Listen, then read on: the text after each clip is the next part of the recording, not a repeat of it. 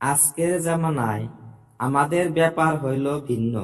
গরিব মিসকিনগণ জিকির নফল বন্দিগি বেশি বেশি করে, কিন্তু এখানে লক্ষণীয় যে চার পয়সা হাতে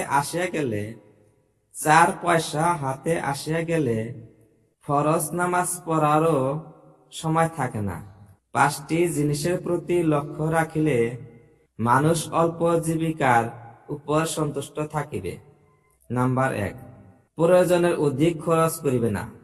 ওলামাগণ লিখিয়াছেন, মানুষ একাকী হইলে তাহার জন্য এক জোড়া কাপড়েই যথেষ্ট, কয়েকটা জোড়া বানাইবার কোনো প্রয়োজন নাই। এইভাবে সাধারণ রুটি তরকারি যথেষ্ট।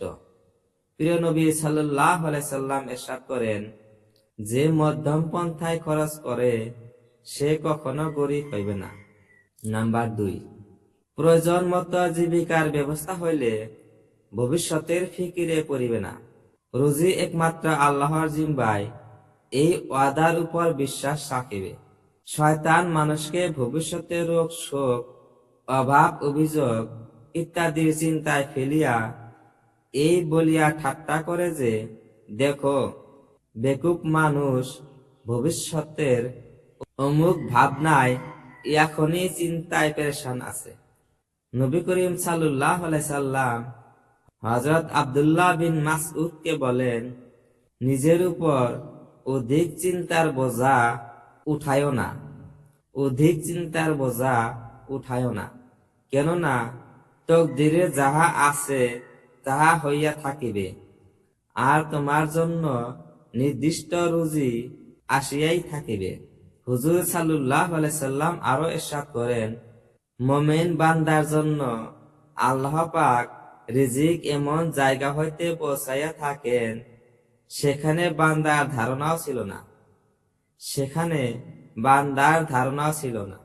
এই কথার খেয়াল রাখিবে, অল্প রুজিতে সন্তুষ্ট থাকিলে পরমুখাপেক্ষী হইতে বাঁচার কত বড় ইজ্জত হাসিল হয়। লোভ লালসা পতিত হইলে লোক চক্ষে বেইজ্জত হইতে হয়, লোকের নিকট হাত বাড়াইতে হয়, না হয় উত্তম খানা ত্যাগ করিয়া নফসকে কষ্ট দিতে হইবে। দ্বিতীয় কাজে সবরের ওয়াদা, আর প্রথম কাজে পরকালের মুসিবত। তদুপরি লোকের নিকট হাত বাড়াইলে অনেক সময় হক কথা বলা যায় না। হাদিসে আছে, পরমুখাপেক্ষী না হওয়ার মধ্যেই মানুষের ইজ্জত। পরমুখাপেক্ষী না হওয়ার মধ্যেই মানুষের ইজ্জত। প্রবাদ আছে, যাহার কাছে কিছু না চাহিবে তাহার তুমি সমকক্ষ, আর যাহার কাছে হাত বাড়াইবে তুমি তাহার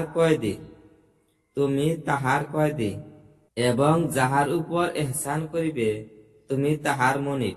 নাম্বার 4, ধন সম্পদ ওয়ালা দুনিয়াদার ইহুদি ও নাসরাদের প্রাচুর্যের ও আম্বিয়া আউলিয়াদের পরিমাণের বিষয় চিন্তা করিবে ও বুজুর্গানের ইতিহাস মনোযোগ সহকারে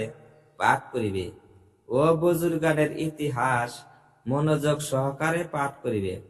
তারপর সিদ্ধান্তে পৌঁছাইবে যে আল্লাহর মাহবুব বান্দাদের অনুসরণ করা উচিত না বেদিন আহমকদের অনুসরণ করা উচিত।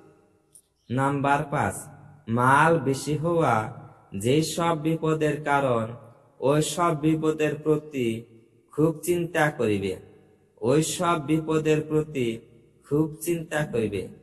মানুষ যখন এই 5 বস্তুর উপর চিন্তা ফিকির